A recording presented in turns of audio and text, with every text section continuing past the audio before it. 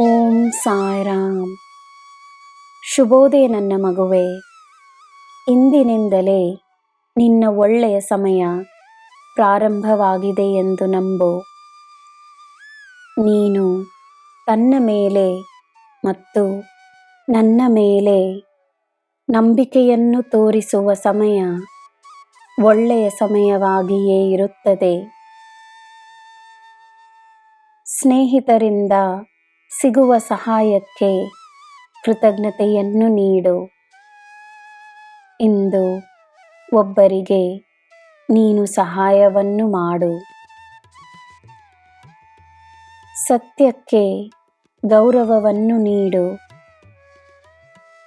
ನಿನಗೆ ಗೌರವ ತಾನಾಗೆ ಬಂದು ಸೇರುತ್ತದೆ. ಈ ದಿನವೆಲ್ಲ ಸಂತೋಷವೇ ತುಂಬಿರಲಿ. ನಿನ್ನ ದಿನ ಶುಭವಾಗಿರಲಿ. ಸರ್ವಂ ಸಾಯಿಮಯಂ. ಜೈ ಸಾಯಿರಾಮ್.